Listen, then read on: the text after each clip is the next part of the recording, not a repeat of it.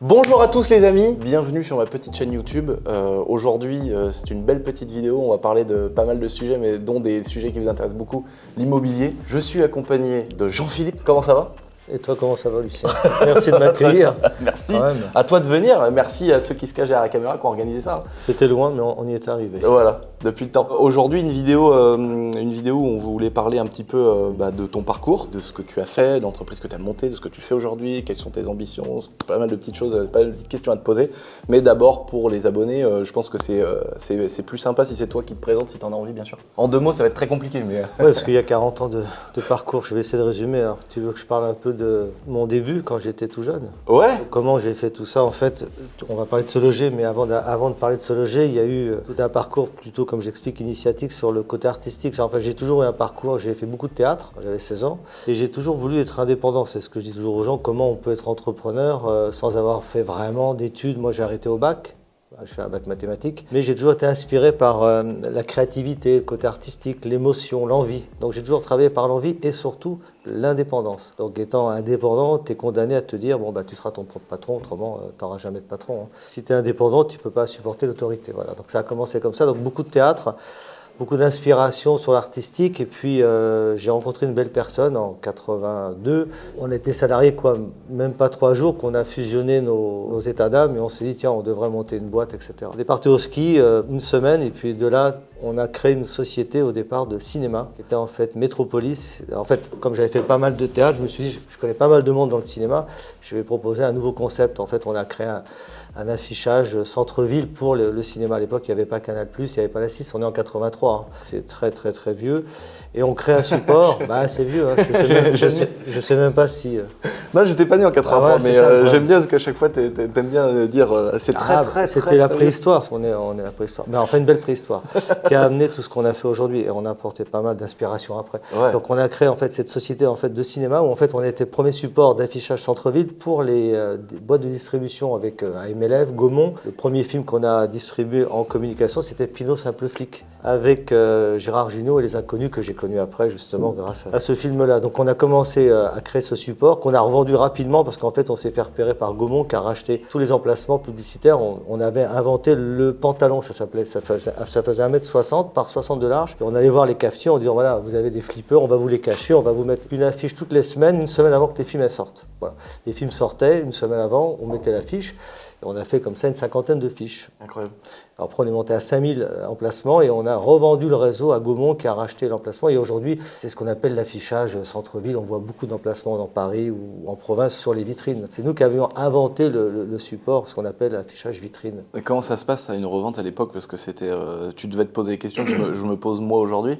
Ça veut dire, tu as cette entreprise, mais à quel moment tu te dis, qui te contacte? C'est toi qui les contactes? C'est eux qui viennent vers toi? Alors pour être clair et précis, mais là on va passer toute la journée. En fait, ce qui s'est passé, c'est que nous au départ, quand on a démarré cette entreprise qui s'appelait Métropolis, on avait juste ouvert une société en nom propre et on allait voir les cafetiers, on leur demandait de mettre un coup de tampon. On leur disait, on va vous donner des points cadeaux à la fin de l'année. Bon, on a fait un petit catalogue, ce qui fait que on n'était pas vraiment très bon dans le contractuel, ce qui fait que nous on travaillait surtout pour AMLF. Gaumont nous ayant vu un peu travailler, ils se sont dit tiens ceux-là c'est très bien, le réseau on va essayer de leur piquer. Donc nous on s'est fait tout simplement reprendre le réseau un peu par autorité je dirais de concurrence en disant bon votre truc c'est super, on va le réorganiser, c'est mieux pour tout le monde. Ce qui fait qu'on a cédé le réseau, ne pouvant pas vraiment le développer, on n'avait pas de bureau. Moi je travaillais dans une cabine téléphonique, mon associé arrivait de la gare du Nord, enfin bon on était un peu dans ce qu'on appelle les bureaux volants sans rien. On demandait 80 francs l'affichage semaine, il fallait en mettre des affiches. Hein. Ah c'est clair. Donc on a démarré comme ça et après on a revendu le réseau et de là après a démarré d'autres activités. Mais on a démarré dans le cinéma parce que je voulais faire du cinéma. Je pense qu'en fait c'était un peu une idée conceptuelle par rapport à mon passé d'acteur. Naturellement tu t'es allé vers l'entrepreneuriat quoi. Alors, en fait c'était le début de l'entreprise, voilà, 82 à 84. Après on a démarré dans l'immobilier après, mais pas par Se Loger, on a démarré par d'autres. Se Loger ça commence en 89, mais toi 89. Juste avant c'est en 85 que tu commences l'immobilier. Voilà, je vois que tu as bien... Regardez ma bibliothèque. J'avais déjà vu une vidéo que tu avais déjà fait, et puis évidemment, on s'intéresse. Ouais. Alors en fait, c'est vrai que pour parler de Se Loger, parce que ça peut intéresser, d'où est venu Se Loger? Se Loger, en fait, c'est pas venu en 89. En fait, Se Loger, c'est venu d'un constat où j'étais associé donc dans Métropolis avec mon ami, on va dire, d'enfance d'affaires, Stéphane Romalizine, avec qui on a créé un journal après Métropolis qui s'appelait Entre particuliers. Là, on est en 84-85, qui concurrence la centrale des particuliers et PAP, à ne pas mélanger. PAP, la centrale, et nous, on crée Entre particuliers, journal. Parce qu'on avait envie de faire de la presse. On a toujours été tous les deux assez immobiliers. Pour nous, c'était des fondamentaux. Sauf que le journal immobilier, quand il a démarré, le Minitel démarrait de loin à Rennes, parce que je crois que le Minitel a été créé en 82, premier système au monde, je dirais télématique, numérique à l'époque. En fait, on était en avance sur Internet. Il faut savoir que la France était comme en avance avec le Minitel sur le monde entier. C'est fou ça. C'est incroyable.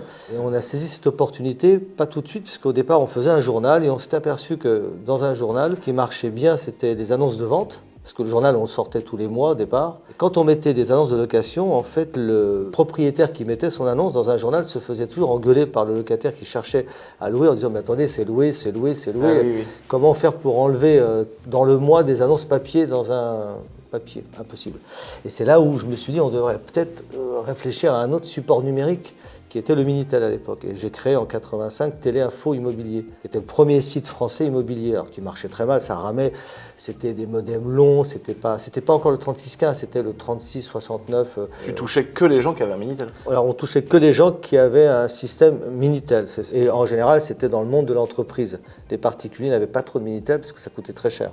Il faut se remettre dans le contexte, c'est que là, il n'y a pas d'Instagram, il n'y a pas de Le Bon Coin, il n'y a pas d'Internet. Il n'y a pas les ordinateurs. Et à l'époque, le marché de l'immobilier, c'était quelque chose qui était plus...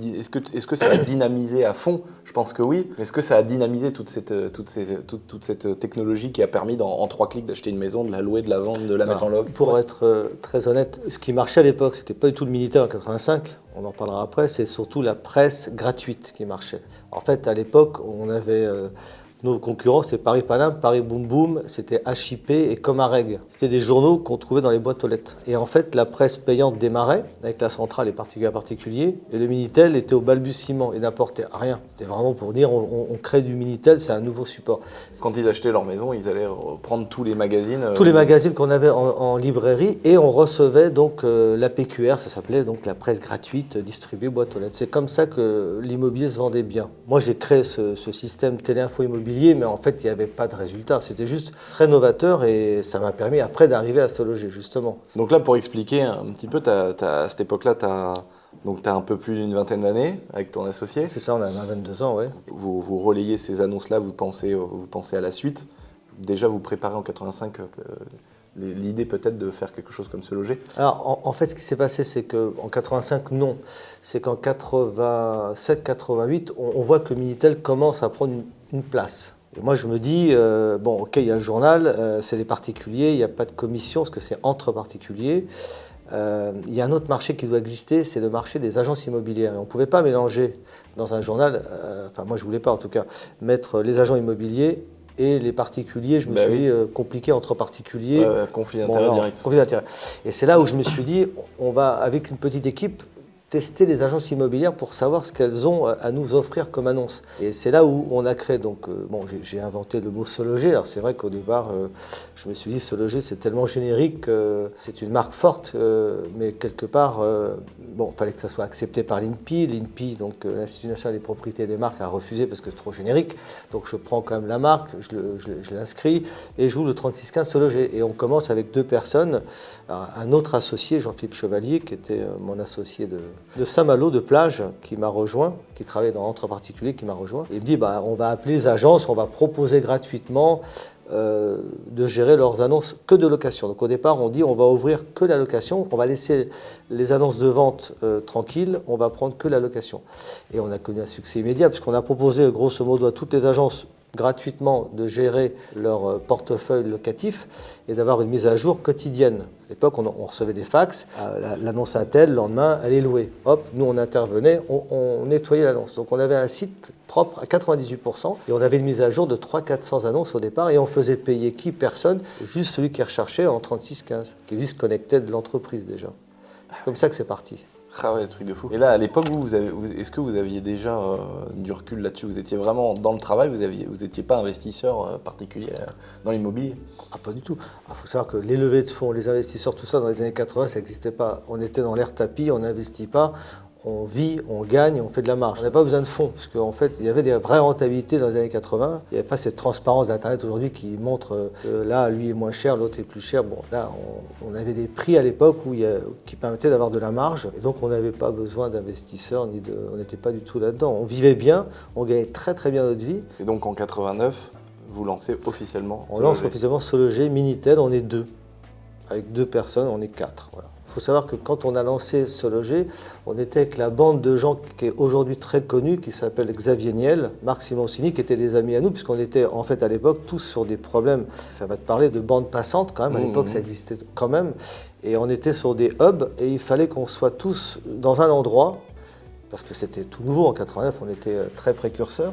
Et donc on était tous EB en fait sur de la bande passante qui permettait d'avoir un flux, parce qu'on travaillait sur des 20-30 000 connexions jour quand même. Hein. Ah ouais. Parce qu'on passait de la pub sur les gratuits pour faire connaître le site. Ah en fait, oui, on se servait des supports payants pour les attirer chez nous. Donc vous servez de la presse pour lancer le numérique? Bah oui, exact. Incroyable. Pas mal celle-là. Alors évidemment, ça crée du trafic. Et comment ça passe donc d'un bureau, vous êtes 2, 3, 4 Ah ben il faut juste changer de bureau. Voilà, c'est tout. Bon, bah d'accord. Abonnez-vous. Change de bureau. Ah, comment on fait pour passer de 2 à 4? Non, mais comment ça... Est-ce que c'était prévu? Est-ce que toi, ton associé, est-ce que vous étiez dit que ça allait avoir un tel succès? Alors non, alors il faut dire que le succès, on ne l'a surtout pas connu au départ. C'est pour ça que je dis toujours aux gens, avant de vivre un succès, vivons des échecs, parce que là on parle de la beauté du résultat. Tu expliques 20-30 ans après, quelques minutes, effectivement. Après, ça n'a pas été si facile que ça, parce qu'en 1995, baisse du Minitel, puisque en fait, le Minitel luttait contre Internet. Internet arrivait, et nous on se disait les Français, ouais mais une petite boîte payante qui ramène tant de l'heure, parce qu'on était entre 1,44, 2,17 et 5,16 la minute, en fonction des paliers. Quand vous êtes payé par France Télécom, c'est quand même assez agréable tous les mois. Or, Internet démarrait, mais tout était gratuit. Il n'y avait pas de recettes. Donc, il y avait un problème entre le Minitel 95 et Internet redémarquant pour prendre le relais sur le Minitel. Et le journal, c'était un support lourd en frais. Donc il y avait le Minitel qui battait de l'aile, il y avait le journal qui stabilisait et Internet qui n'était pas encore visible. On était loin de la DSL qui est arrivée, je crois, dans les années 2002-2003. Donc il y a eu quand même entre 1995 et 2001, il y a eu un sacré vide. Donc il fallait tenir en fait la boîte en attendant qu'Internet arrive et décolle. Mais qui pouvait prévoir ça en 95? Personne. Et il fallait faire payer les agences immobilières ce coup-ci, parce qu'il n'y avait plus de recettes Minitel à un moment donné, parce qu'on a arrêté le Minitel, il fallait arrêter la presse qui était lourde, il fallait attendre qu'il y ait le relais de croissance Internet. Oui, donc, sans trop savoir si ça allait arriver. Voilà, donc après, après il y a eu des levées de fonds dans les années 2000, après il y a eu la crise 2001 avec les tours, donc à nouveau Internet rebascule, recapitalisation, beaucoup de chemin avant d'arriver à ce qu'on a connu. Mais bon, voilà, c'est ça, l'entreprise, c'est pas uniquement des chemins. Bien sûr, bien sûr. Toujours facile à prendre, c'est comme tes voitures. On peut faire du drift. T'as déjà fait du drift? Oui, mais pas à ce niveau-là, mais j'en fais, parce que moi j'ai vu piloter, mon fils aussi adore le kart, on a fait un peu des choses comme ça. D'accord, donc de temps en temps, des petites journées voiture. Ah ouais, on va en faire, faut que tu m'invites. Faut qu'on en fasse ensemble. Non, j'aime le pilotage, j'aime bien, mais après quand je me prends au jeu, faut me contrôler, parce que ça peut partir en vrille. Tu peux vite avec toi, oui, ça va. Non, mais c'est vrai que c'est sympa de se faire des petites journées comme ça, où c'est très intéressant de pouvoir partir faire du drift, de la piste, etc. Ah bah oui, ça évade. Quand je te disais tout à l'heure, est-ce que tu prévois, dans ta tête, toi, tu as forcément une idée de te dire, on va essayer de faire le plus possible, mais t'as pas l'idée au départ, en passant par toutes ces aventures, que ça puisse prendre une telle ampleur, mais c'était pas du tout anticipé? Non, c'est pas du tout anticipé, parce qu'en fait, les grands succès, alors, il faut savoir que quand on a démarré, nous, on n'était pas des pros de l'informatique, hein. On était plutôt des pros du marketing et des idées. Et que les positions de marché, notamment sur Google, parce qu'en fait, dans les années 2000, les positions étaient beaucoup plus faciles pour prendre des parts de marché. Comme en 2000, il y avait déjà, je crois, 7 ou 8 000 agences en fichier actifs, il y avait des dizaines de milliers d'annonces. Donc en fait, le système, quand Internet est arrivé, il y avait un contenu déjà riche d'annonces. Or, ceux qui démarraient de l'Internet uniquement avaient des contenus pauvres. Et la différence, c'est que plus tu as des contenus riches, à l'époque sur Google, je parle, plus tu es référencé facilement. Et quand tu cherchais à l'époque appartement de pièces, Se Loger apparaissait tout de suite en racine. Parce qu'il y avait tellement d'annonces qu'en fait, tu étais toujours positionné. Ah oui, Alors, il y a eu beaucoup d'investissements là-dessus, parce que dans les années 2000, il y a eu, je crois, de mémoire, on parlait de 100 millions de francs de levée. Alors à l'époque, il n'y avait pas que Se Loger, il y avait promovacances.com, il y avait d'autres sites dans le groupe. Mais s'il n'y avait pas eu ces levées et ce niveau de technologie informatique, on n'en serait pas là. Il y a eu le concept que j'ai mis en place, mais ensuite, il y a eu quand même les fonds, la technologie, les référencements. Parce qu'une fois que tu as l'idée d'appeler 50 agences, tu en appelles 10 000. Bah oui. Mais après, il faut faire envoler le système, qu'il soit bien référencé, qu'il soit bien ergonomique. Donc on était dans le début de l'ère vraiment de l'informatique numérique, où il y avait quand même de l'informatique lourde. C'était pas. Aujourd'hui, on s'aperçoit que les gens peuvent faire un site en 24 heures. À l'époque, on ne faisait pas un site en 24 heures. Il y avait une vingtaine, trentaine d'ingénieurs informatiques, mais des ingénieurs, c'est des gens de fit. En fait, on s'aperçoit que la différence entre aujourd'hui et hier, c'est qu'il y avait des vrais informaticiens à l'époque, des super pros. C'était pas un bac plus 1 ou bac plus 2, c'était des gens qui étaient d'un certain niveau informatique. Donc il y avait cette valeur ajoutée que la concurrence n'avait pas. Il fallait avoir les fonds, les contenus et le passé du concept. Donc c'est tous ces critères qu'on fait que. On a tout réuni, mais quand on enlève un ingrédient sur 4, des fois ça ne marche pas. Ouais. Comment tu gères la fiscalité, le développement, créer les holdings, les boîtes, tout ça, vous vous faites accompagner et vous déléguez cette tâche ou c'est vous qui commencez à créer l'arbre? Oui, en fait, c'est vrai que j'ai toujours été créateur d'arbres juridiques, comme tu dis, l'arbre, le sens intellectuel des structurations. J'ai toujours fait, et dans mon parcours après, Se Loger, j'ai fait beaucoup de montages justement dans la fiscalité juridique et fiscale de l'immobilier. Moi, j'ai eu pas mal d'idées. Après, on s'est évidemment entouré de professionnels, des avocats, des fiscalistes, mais j'ai toujours été très proche de ces gens-là. En fait, ça a toujours été mon dada, d'optimiser. En fait, je crois que j'aimais pas trop payer d'impôts. Ouais. Alors c'est pas payer pour pas payer, je préfère ne pas payer non plus, mais réemployer l'impôt.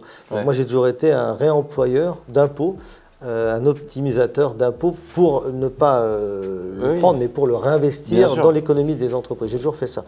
Donc c'est vrai que j'avais toujours beaucoup de demandes d'idées auprès de mes avocats, mes fiscalistes, pour leur dire voilà, trouvez-moi un montage, optimisé. Alors à l'époque il y avait les zones franches, alors, il y avait tellement de choses à l'époque, on a tout utilisé. Il y avait moins de choses qu'aujourd'hui, c'est vrai. Mais donc on a évidemment bâti. Alors, moi j'ai toujours géré en manageant, c'est-à-dire que moi je ne suis pas un opérationnel, j'ai toujours eu des idées.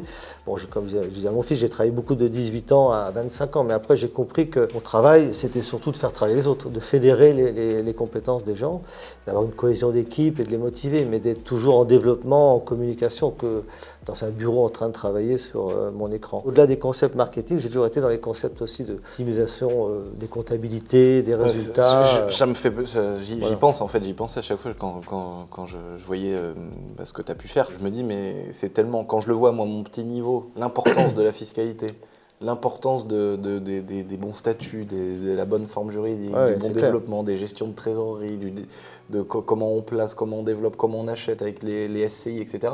C'est tellement important et ça peut tellement tout changer que je me dis que quand on est sur une échelle plus énorme, la moindre décision, elle influe énorme. Alors ce qu'il faut savoir aussi, c'est que moi j'ai commencé mes affaires à 18 ans. D'accord ? Alors peut-être comme toi aussi, jeune.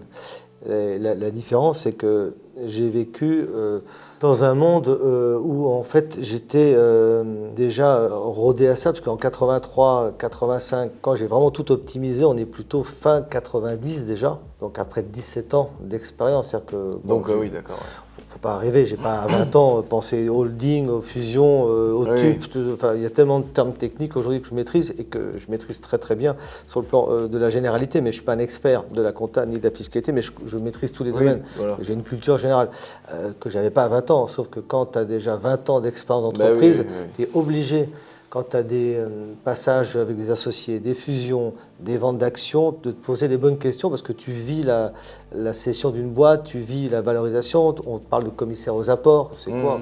Ah bon, on t'explique, donc si tu n'es pas trop bête, tu apprends et tu apprends plus vite parce que comme je dis toujours, comme moi je sais rien, bah, je peux tout comprendre puisque j'ai pas de barrière, je ne suis pas formaté, donc en fait mon cerveau il est libre à comprendre, donc j'ai compris rapidement et donc ça m'a plu.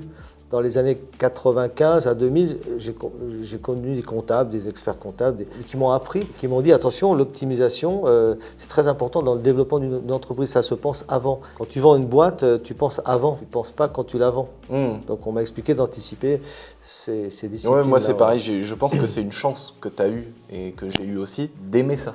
Voilà, faut aimer. Si on n'aime pas, Je vois qu'il y a beaucoup de gens qui sont passionnés par ce qu'ils peuvent entreprendre, par leur société, mais tout ce qui est compta, fiscalité, ils se disent oh là, moi ces trucs-là je délègue, mais ça peut être une erreur. Je suis trop content, justement, comme tu disais, de survoler un petit peu tout, d'avoir les bases, et quand tu es dans un rendez-vous avec des avocats fiscalistes ou des experts comptables, de tout comprendre. Pour revenir du coup sur Se Loger, est-ce que tu as quelques infos, quelques chiffres à nous sortir que les gens puissent resituer un petit peu avant que tu vendes, parce que tu vends de mémoire en 2011. Non, alors le groupe, sans rentrer dans les détails de tous les méandres des sorties, en fait le groupe a été vendu, la totalité du groupe a été vendue en 2012 à Axel Springer, numéro 2 mondial en communication, 630 millions d'euros de mémoire.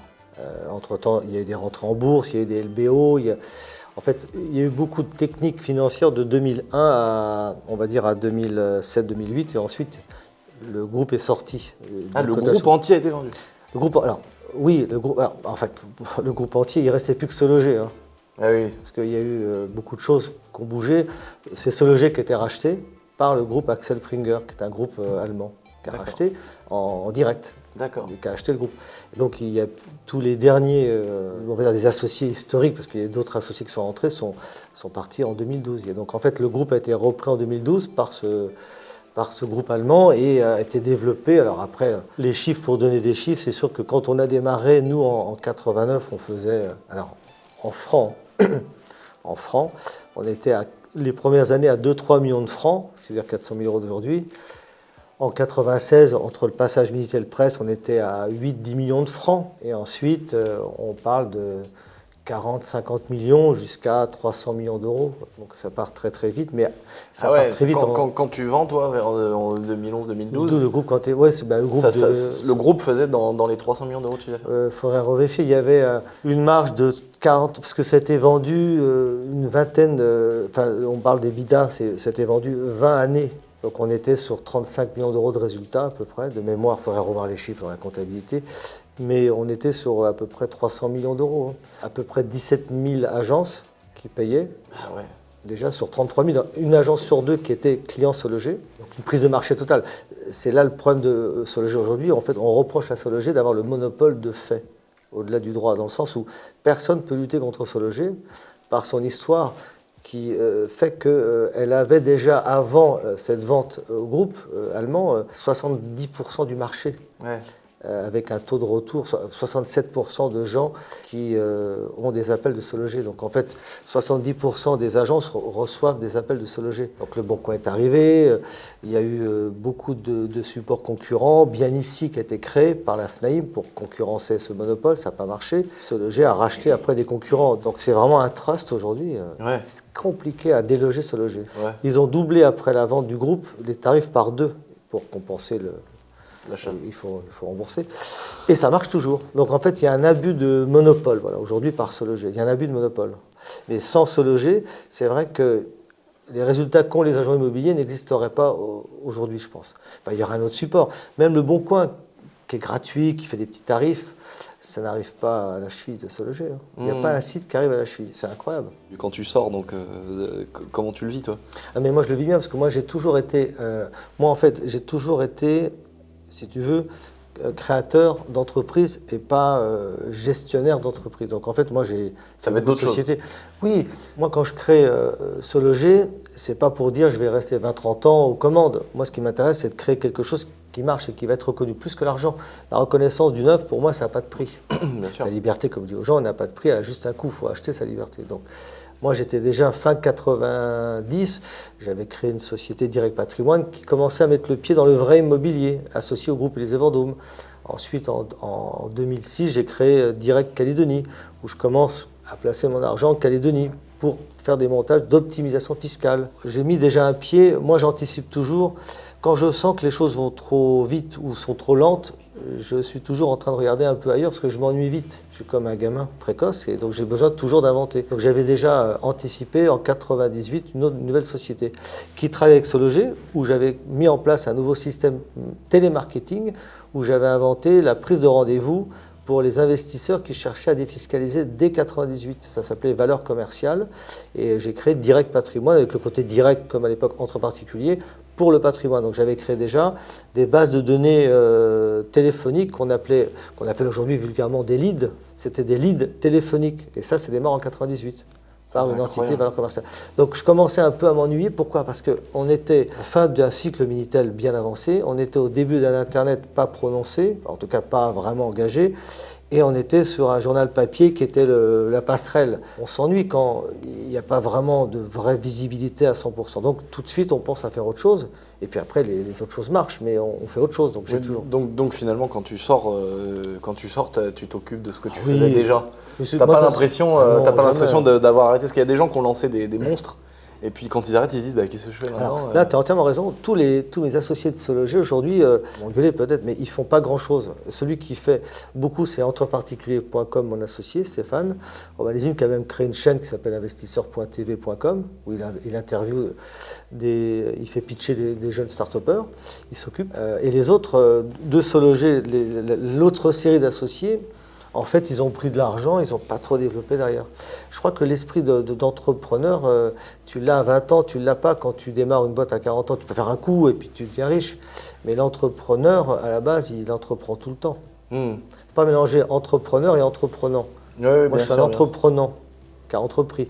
Mais je ne pense pas que je suis un entrepreneur au sens chef d'entreprise. Moi, je suis plutôt un entrepreneur, un créateur de spectacles d'affaires. J'ai besoin de toujours innover.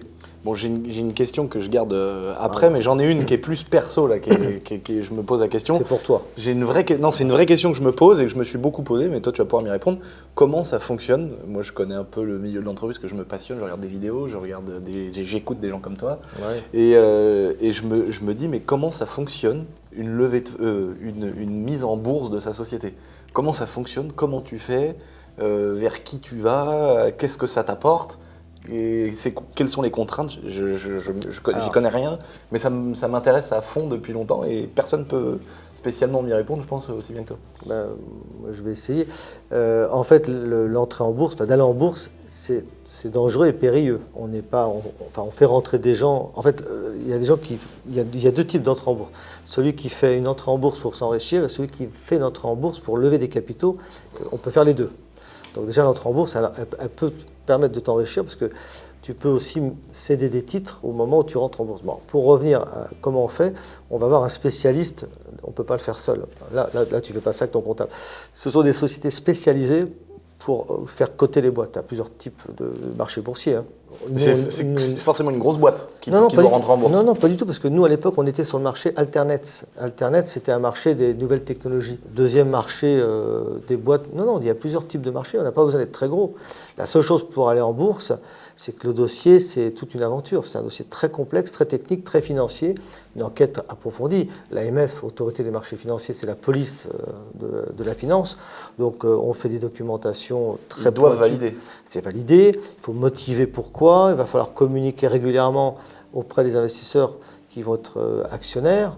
Et il faut bien expliquer, aller en bourse, la différence d'aller en bourse ou de lever des fonds, quand on va en bourse, c'est que c'est le Graal, c'est-à-dire qu'on lève des fonds. D'abord, on met de l'argent personnellement, on valorise sa boîte, ensuite on essaie de faire rentrer des fonds, et on va en bourse après. On ne va jamais en bourse au départ, parce que ça va être compliqué, on va se faire manger tout de suite, parce que la valorisation, elle est fluctuante. Donc, si ta boîte n'est pas solide, ton cours de bourse, tu rentres à 14 €, si demain il passe à 2, tu n'as plus de boîte. Donc attention, le cours il est fluctuant, il est variable par rapport à la consolidation de ton économie d'entreprise, à ce que tu vas dire et rassurer sur le marché. Ce n'est que de la communication financière, la bourse. On communique, on est toujours en projection, on en est là, donc c'est lourd en information. Par contre, l'avantage, c'est qu'on peut s'enrichir en bourse, puisque évidemment, la bourse, les cours vont beaucoup plus vite que si on met un investisseur lambda qui met 100 000 € avant d'arriver à une valorisation de 20-30 millions d'euros, c'est plus compliqué. Quand on rentre en bourse, on est fortement valorisé, on a déjà une vraie économie d'entreprise et on a surtout une vraie vision de développement. Quand on va en bourse, c'est qu'on a un vrai projet à proposer sur le marché. C'est pour ça que c'est souvent des boîtes qui ont les reins solides et qui sont déjà grosses qui y vont, quoi. Alors, on a des petites sociétés qui vont en bourse. Non, il y en a, sur des marchés, on va dire, secondaires. Mais moi, je dis que la bourse, il faut y aller vraiment à la fin. Et du reste, il y a des très grands groupes qui ne veulent pas rentrer en bourse parce qu'il y a trop de contraintes. D'accord. Écoute, merci, Mais on c'était pourra- très précis, Alors- j'ai pas de questions à poser. Ben non, parce que même, je pense qu'on n'a rien compris, mais... Ah si, j'ai compris. Moi, j'ai rien compris à ce que je te dis. C'est- Je rigole. Non, c'était pour te dire qu'en fait, Non, mais si j'ai tu as bien besoin, compris, je ouais. te présenterai les bonnes personnes qui font à Paris les cotations G. Bah, moi, j'ai pas besoin. Sur mes boîtes, je pense qu'elles sont trop petites pour l'instant. Et puis, je pense pas que ce soit on soit sur des projets comme ça. Mais c'est vrai que ça m'intéressait à chaque fois. Je me disais, mais quel est le besoin, comment tu le vis, etc. Mais c'est un peu une parallèle à avoir des investisseurs, quoi. Écoute, merci pour cette De réponse. rien, bah, écoute, ça ne fera que 1 000 euros. C'est pas cher, Ah, bah, cher, c'est non gentil. Pas cher. Ma dernière grosse question. Oula, j'ai peur. Aujourd'hui, Ah, aujourd'hui. Qu'est-ce que je fais ou... qu'est-ce que tu fais? Je sais même pas ce que je fais, tiens, c'est vrai. Qu'est-ce que tu fais? À quoi ressemble une de tes journées Alors, je vais t'expliquer en 2024? rapidement. En 2024, c'est les mêmes journées qu'il y a quelques années. En fait, il faut s'occuper. Donc, j'ai toujours regardé. Alors, je travaille beaucoup. Alors, mes journées, c'est quoi? D'abord, j'étais coproducteur, donc j'ai produit un peu d'artistes. J'ai toujours été dans le milieu artistique. J'ai toujours mis un pied avec mes amis artistes. Là, je suis sur un beau projet, je ne peux pas dire avec qui, quelqu'un de très connu pour monter une boîte de production, une maison de production à 360. Donc là, on est en train, pareil, je vous en parlerai bientôt, de mettre avec quelqu'un de très connu une société, un peu d'innovation dans le monde artistique. Production, tournage. Enfin, on va créer une société qui intègre tous les métiers. Parce que dans le monde artistique, il y a les producteurs, les réalisateurs, les metteurs en scène, les Plutôt acteurs. côté prod. Production, réalisation, mise en scène. Donc on va intégrer, si on a l'occasion d'en reparler, je viendrai avec quelqu'un de très connu expliquer notre vision du monde artistique. On va créer une société de production, mais différente. Donc ça, je fais ça au quotidien, de temps en temps, un peu souvent et un peu plus bientôt. Qu'est-ce que je fais? Depuis quelques années, je gère mon patrimoine immobilier patrimonial, donc mes investissements un peu partout. Donc je gère, ça prend du temps. Je conseille des clients, toujours. On a une société de conseil en investissement immobilier sur des montages optimisés que je maîtrise depuis maintenant plus de 23 ans. Quand j'ai créé Direct Patrimoine en 1998, on comprend mieux pourquoi je suis resté beaucoup dans l'immobilier. Donc on a des montages assez sophistiqués, un peu haute couture. Beaucoup d'immobilier Côte d'Azur, des immeubles à des gros investisseurs qui veulent diversifier leurs fonds dans de la pierre. Donc ça prend du temps. Alors j'ai une petite équipe, c'est 3 personnes, on gère 2-3 immeubles par an. Donc ça nous permet de vendre à des investisseurs privés, de rester avec des fonds d'investissement toujours, et puis d'investir aussi pour nous en même temps. Donc on est dans les fonds participatifs de nos clients. Aujourd'hui, ma prochaine décennie, c'est pour ça qu'on est aussi, d'être un peu plus moderne dans la façon d'appréhender l'entreprise, d'essayer d'accompagner les jeunes entrepreneurs. Alors les jeunes entrepreneurs, ça ne veut pas dire les start-upers.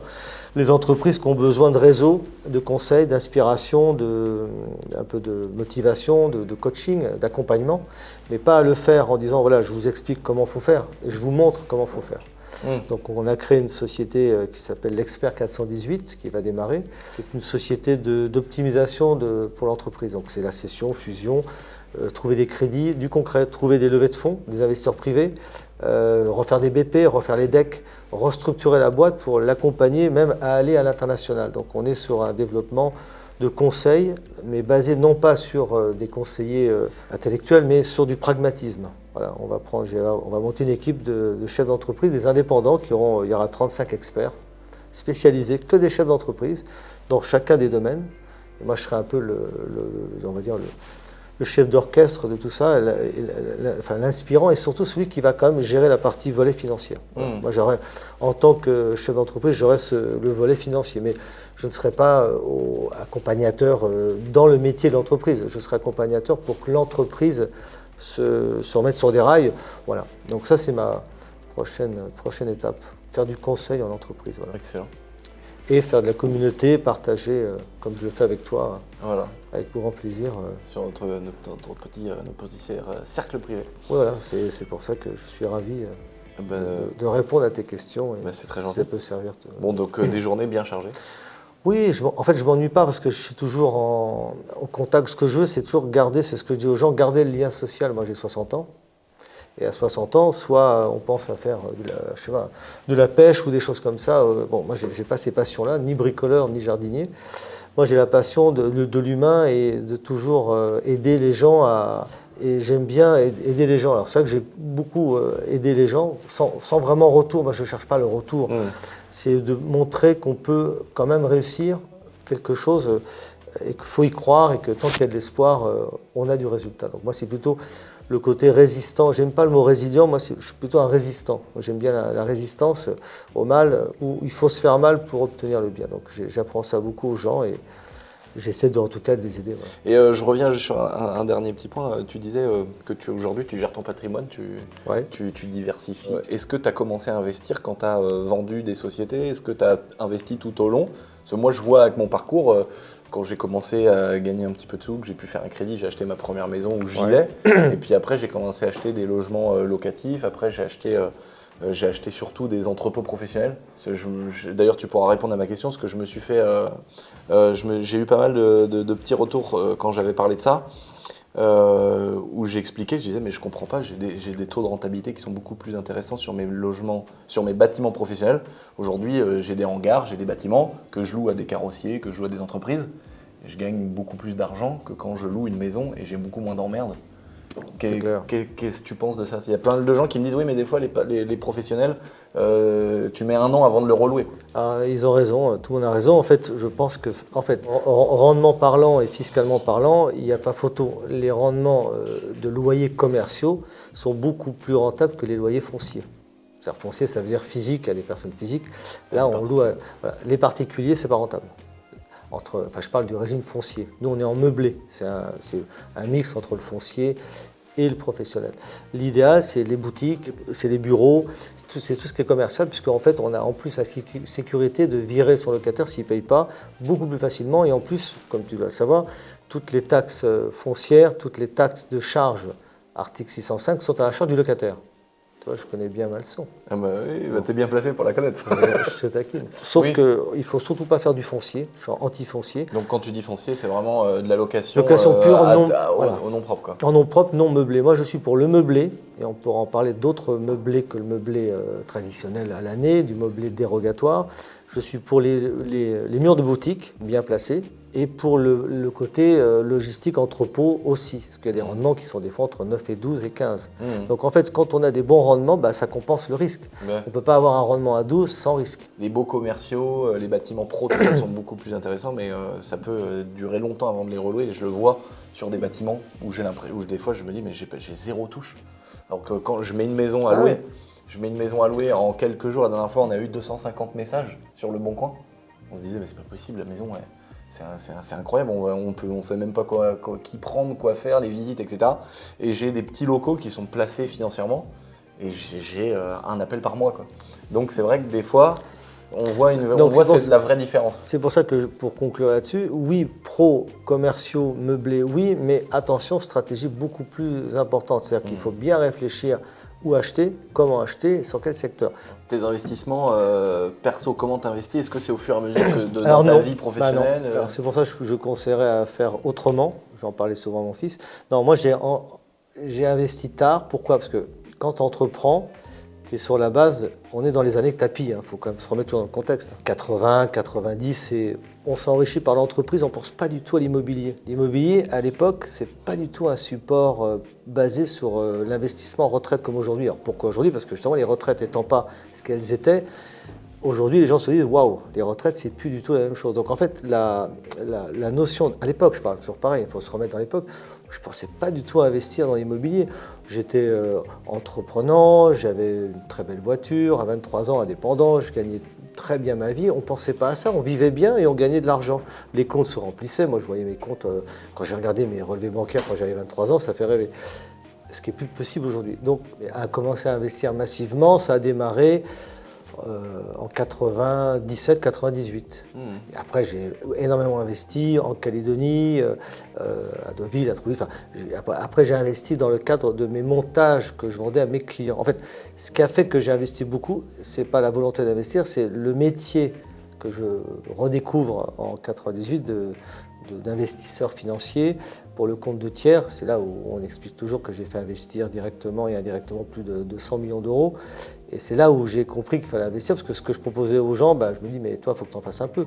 Donc je conseille aux gens de commencer, s'ils peuvent, plus tôt que moi. Moi, j'ai commencé un peu trop tard, c'est ce que je disais à mon fils. Il vaut mieux commencer jeune. Voilà, j'ai commencé. Alors après, je me suis rattrapé énormément. Oui, mais toujours pareil, comme le ski, j'ai commencé à 18 ans et à 21 ans, j'étais quasiment moniteur de ski. Je me suis rattrapé vite par rapport au retard. Aujourd'hui, avec les sociétés que vous gérez avec ton fils, ce que lui fait, ce que toi tu fais, quel est le futur de tout ça? Le futur, sur la liaison entre mon fils et moi, Ouais. en fait, c'est mon fils qui m'a mis un peu le pied à l'étrier sur ces nouveaux systèmes de communauté, je dirais, digitale.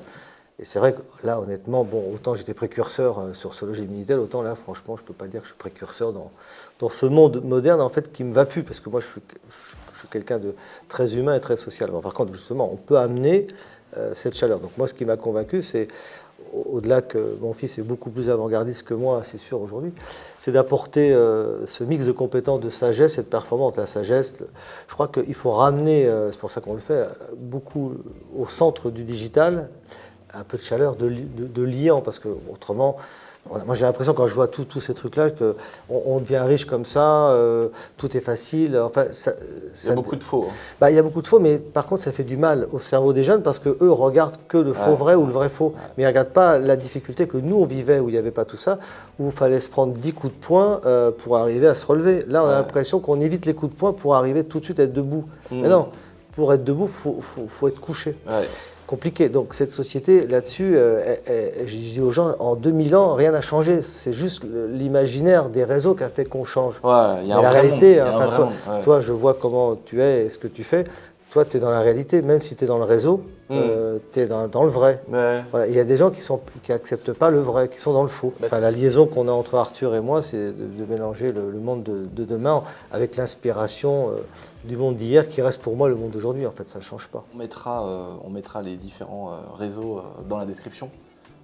Donc c'est plutôt la partie Arthur. Si vous voulez aller voir ce que tout le monde propose, même s'il y a une grande diversité. Moi j'avais une dernière question. Ça fait 1h30 que j'ai une dernière question. Et 8 jours plus tard, on est toujours dans la dernière question. Voilà, c'est ça. Qui ramène à une autre question. Voilà. Un peu hors sujet par rapport à ce qu'on vient de dire, mais qu'est-ce que tu penses? Que penses-tu plutôt de ce qui se passe en ce moment avec des annonces des gens qui se font refuser la moitié des crédits, des taux d'intérêt qui ont explosé, des propriétaires qui mettent 1,5 fois plus cher leur location? Qu'est-ce que tu penses de ça? Est-ce que le petit jeu va s'arrêter? Est-ce que les taux d'intérêt vont redescendre? Est-ce que la dynamique aujourd'hui qui favorise le propriétaire va changer? Non, c'est une bonne question et celui qui a la vraie réponse, c'est un menteur. En fait, c'est vrai, c'est une bonne question. Qu'est-ce qui s'est passé? En fait, on n'a jamais vu une crise de ce type-là. En fait, il y a eu la crise du Golfe, il y a eu la crise... il y a plusieurs... Bon, tu as dû entendre parler de la crise du Golfe, où en fait l'immobilier se cassait la figure. Gentiment, ça a perdu entre 91 et 96, 40%, mais tout se vendait.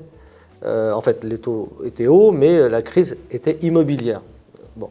Mais là, il n'y a pas de crise. C'est une crise créée par les gouvernements et les banques centrales, où on a augmenté les taux de 400% en un an. C'est n'importe quoi. Alors pourquoi ils ont fait ça? Parce qu'on ne pouvait plus rester à 1%, mais il ne fallait pas faire comme ça déjà. Il fallait les augmenter progressivement il y a longtemps. Oui, dès le départ, il ne fallait pas descendre à des taux aussi bas. Voilà, c'est comme si quelqu'un, on lui habitue à manger gratuitement, on se dit maintenant tu vas payer 20 € par jour, même si ce n'est pas cher 20, ça lui paraît très cher, parce qu'avant c'était gratuit. Donc en fait, les taux de crédit aujourd'hui, qui baissent un petit peu, entre 3,50 et 4, ne sont pas des taux élevés, parce que nous, on a connu des taux à 12, 13, 14. C'est qu'on a mal habitué les investisseurs à ces taux-là. On ne les a jamais habitués à 4. Ça fait, je crois, depuis 10 ans, je crois minimum, qu'on est entre 1 et 2. Il faut que je regarde. Oui, c'est ça. À peu près. Donc on se dit c'est de l'argent gratuit.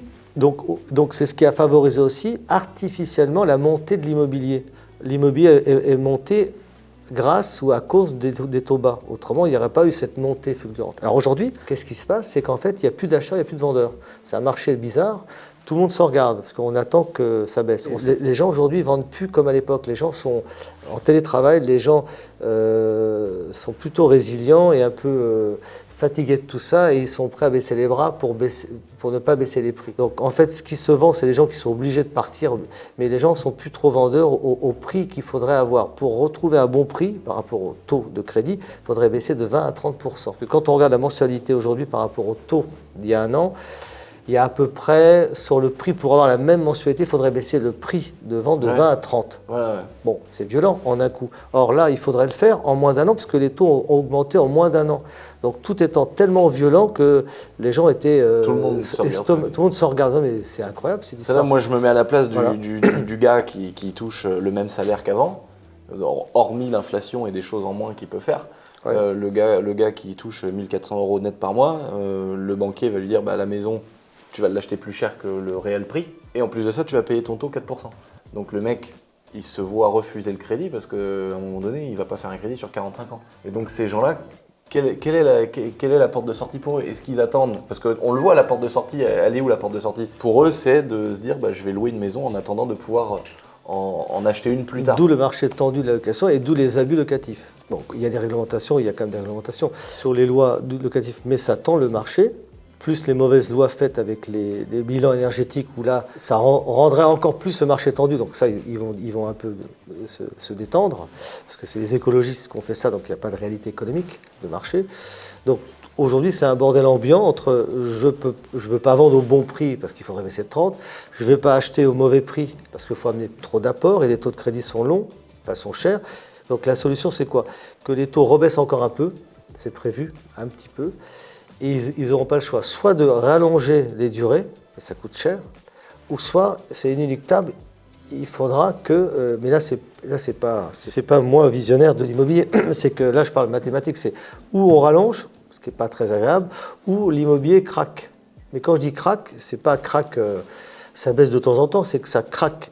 Si ça craque pas, il y a une agence sur deux immobilière qui ferme. Bonjour pour se loger. Une sur deux. Parce qu'il n'y a rien qui se passe, parce que tout le monde s'attend. Alors, dans un marché, le marché économique a horreur du vide. Donc, c'est obligé. Ou ça repart, ou ça craque. Mais là, je prévois pour avril-mai, on ne peut pas attendre plus longtemps, parce que ça ne peut pas rester comme ça, parce que toute la chaîne du bâtiment et de la construction est en train de se casser la figure. Donc, on n'a jamais vu une crise comme ça, c'est ce qu'on appelle une crise du vide. Pour moi, ça repart. Deuxième semestre, ils n'ont pas le choix parce que si ça ne repart pas, ça cassera. Et casser, alors c'est bien pour les acheteurs, mais c'est pas bien en général pour l'économie. Pas bon. Donc les taux, trop de violence de taux et aujourd'hui trop de résistance avec le vendeur et l'acheteur. Tu penses que les taux vont redescendre pour remonter progressivement? Alors non, il faut qu'ils les fassent descendre pour desserrer, les stabiliser et les rester à un taux normal. Parce qu'entre 4 et 5, c'est loin. Mais entre 3 et 4, on n'est pas loin du 2. Donc moi, le bon taux, c'est entre 3 et 4. De 3, quoi. 3, 3,5, c'est le bon taux. Merci beaucoup, merci d'être venu. Lucien, c'est à toi. Merci de m'avoir accueilli comme ça. On se revoit pour le prochain projet avec plaisir. Le projet qui va révolutionner la prod et le cinéma. Ah ouais, on va se revoir. Je suis pressé de parler de ça. Ouais. Donc déjà, on doit se revoir pour ça. On doit se revoir pour faire du drift. Important. Du ski, si tu veux, je peux peut-être faire une petite formation de ski. Ski, je sais skier en parallèle. Mais c'est déjà bien. Je suis sorti du chasse-neige, mais je skie en parallèle, mais je reste. On fera du drift en skiant. Ah oui, voilà, normalement j'ai prévu de faire ça ce week-end, moi. D'accord. Mais ce sera avec plaisir de se revoir dans un autre contexte et puis de reparler d'autres sujets. Avec plaisir. Donc les amis, je mets les différents réseaux, donc là c'est plus ton fils qui va gérer cette partie-là. Exact. Dans la description, si vous voulez avoir les actualités, ce qu'ils peuvent proposer aujourd'hui, et puis ce qu'ils ont déjà fait. N'oubliez pas de vous abonner à cette petite chaîne YouTube, très important pour avoir d'autres vidéos entrepreneuriales, business, immobilier, etc. Et puis n'oubliez pas de vous abonner, et puis bonne journée. Bonne journée. À très vite, au revoir.